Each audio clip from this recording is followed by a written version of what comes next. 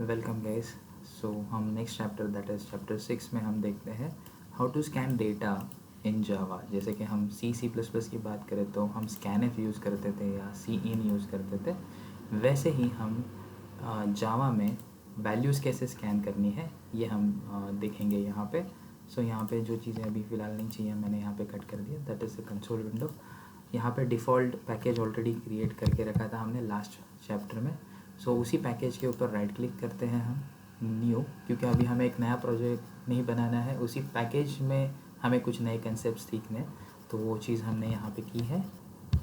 सो हमने जैसे ही देखा कि यहाँ पे हमें स्कैन करना है, तो स्कैन करने के लिए हमें क्या करना है, ये चीज़ हमें फॉलो करनी है। So will discuss accordingly. So उसके लिए हमें क्या करना है ये हम देखते हैं। सो यहाँ पे हम राइट क्लिक करते हैं डिफ़ॉल्ट पैकेज के ऊपर न्यू, एंड यहाँ पे हम एक नया क्लास बनाते हैं, that class name is scan input logical name, and मुझे उस क्लास के अंदर मेन फंक्शन चाहिए, तो मैंने मेन फंक्शन ले लिया एंड से फिनिश। तो स्कैन इनपुट नाम का एक अलग क्लास बना है। अगर आप यहाँ पे ऑब्जर्व कर सकते हैं, देखिए डिफ़ॉल्ट पैकेज के अंदर एक नया इनपुट क्लास बना है, that is scan input dot जावा, और उसी के अंदर मेन फंक्शन है। अब वैल्यू स्कैन करनी है, जैसे कि फॉर एन एग्जांपल मुझे एक इंटीजर वैल्यू स्कैन करनी है, उसके लिए हम देखते हैं कि इंटीजर वैल्यू कैसे स्कैन करनी है। सो हम यहाँ पे क्या करते हैं, डबल थोड़ा बड़ा कर देते हैं इस प्रोग्राम को।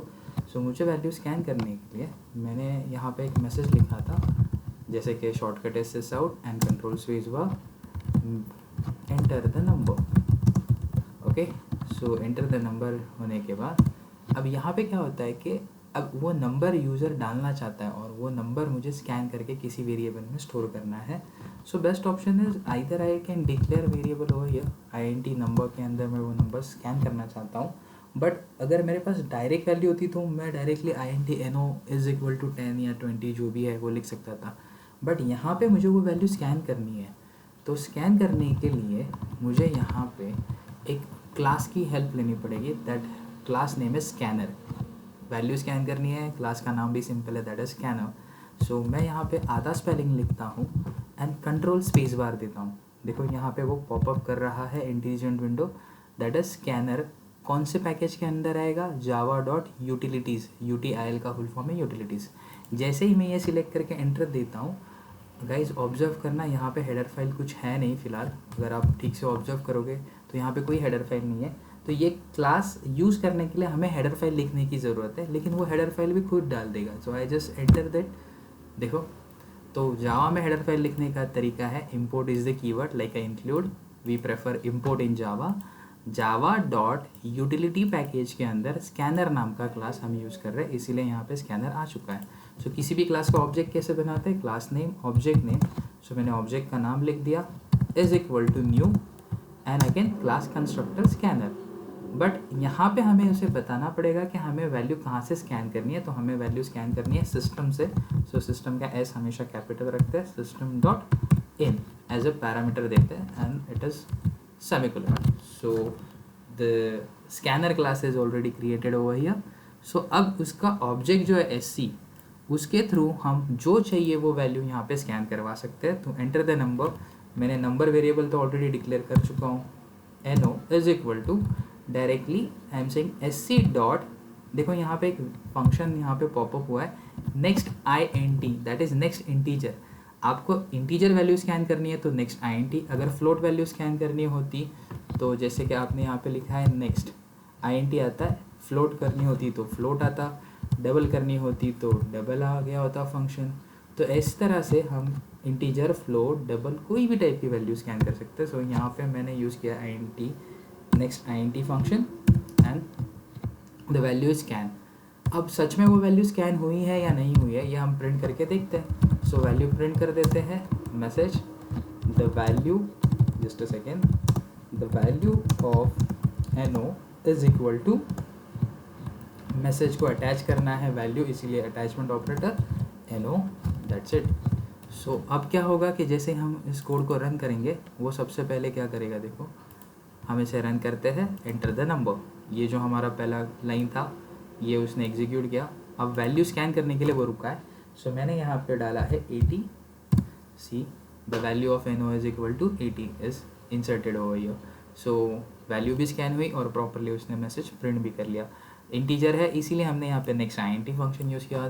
फ्लोट होता तो नेक्स्ट फ्लोट यूज़ करते, डबल होता तो नेक्स्ट डबल यूज़ करते, तो उसी हिसाब से यहाँ पे डेटा टाइप भी चेंज हो जाता. सेम वे अगर मैं इसी को कमेंट में डाल देता हूँ ताकि हमें फ्यूचर में काम में आएगा. सो मल्टीपल लाइन कमेंट के लिए हम यूज़ करते हैं कंट्रोल शिफ्ट /, तो सारा कोड कमेंट में चला गया. वंस ये सारा कोड कमेंट में जाने के बाद हमें चेक करना है कि एक स्ट्रिंग वैल्यू कैसे स्कैन करके. हमें तो इंटीजर वैल्यू स्कैन की थी, तो स्कैनर क्लास तो वैसे भी हमें लगने वाला है, तो हमने वहाँ पे रखा है scanner class. Now sys out एक मैसेज लिखा है, enter the name. Okay cool guys. So यहाँ पे मैंने नेम को स्कैन करने के लिए स्ट्रिंग डेटा टाइप यूज़ किया है, नेम नाम का वेरिएबल डिक्लेयर करके रखा है. एंड यहाँ पे हमने लिखा है sc.c. यहाँ पे एक फंक्शन मिलता है आपको, that function is called as next. See that function is called as next. देखिए जो क्या वैल्यू स्कैन करके देगा, स्ट्रिंग वैल्यू. सो मैंने उसे यूज़ कर लिया. तो सच में अगर वो नेम स्कैन हो चुका है तो हम क्या करेंगे, वहाँ पे उसे प्रिंट करके देखेंगे. तो प्रिंट करने के लिए हम क्या लिखेंगे, name is equal to attachment operator plus the variable name is name. जो जैसा हमने वेरिएबल का नेम लिखा था उसी वे में यहाँ पे उसे प्रिंट करके देखेंगे. सो प्रिंट करके देखते हैं. अभी इसे रन करते हैं. सबसे पहले एंटर द नेम. मैंने लिखा Ganesh, enter. So it will display Ganesh. It's working perfect. But अभी यहाँ पे होता है प्रॉब्लम. जैसे कि मैंने मेरा यहाँ पे नेम लिखा है Ganesh and my surname is Dekar, और मैंने यहाँ पे एंटर दे दिया see. This is the problem. ये प्रॉब्लम है नेक्स्ट फंक्शन का. देखो next function is read the data till the blank space is not found. जैसे ही मैंने गणेश नाम डाला और उसके बाद मैंने स्पेस दे दिया तो उसने आगे का डेटा रीड करना छोड़ दिया. तो that is a drawback of next. तो अगर हमें कंटिन्यूएशन में डेटा है विदाउट स्पेस बार तो हम उसे रीड कर सकते हैं नेक्स्ट फंक्शन से. लेकिन विद दिस इंक्लूडिंग स्पेस हमें अगर उसे रीड करना है तो उसकी जगह पे हमें एक छोटा सा चेंज करना पड़ेगा. सो ये ड्रॉबैक रिमूव करने के लिए देखो मैंने यहाँ पे इस लाइन को कमेंट में रखा है सिर्फ, और इस लाइन को कॉपी कर लेते हैं.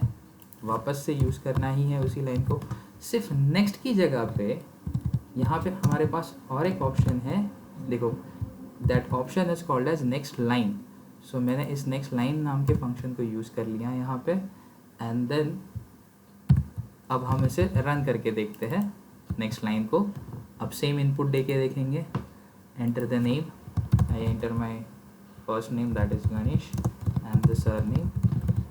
सी the whole name will be scan. So this is the basic difference between next and next line.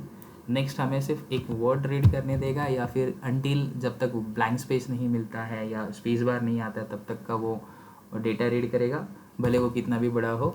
और नेक्स्ट लाइन हमें इंक्लूडिंग स्पेस डेटा रीड करना है तो उसके लिए हमें हेल्प करेगा. So this is the simplest way how to scan the data.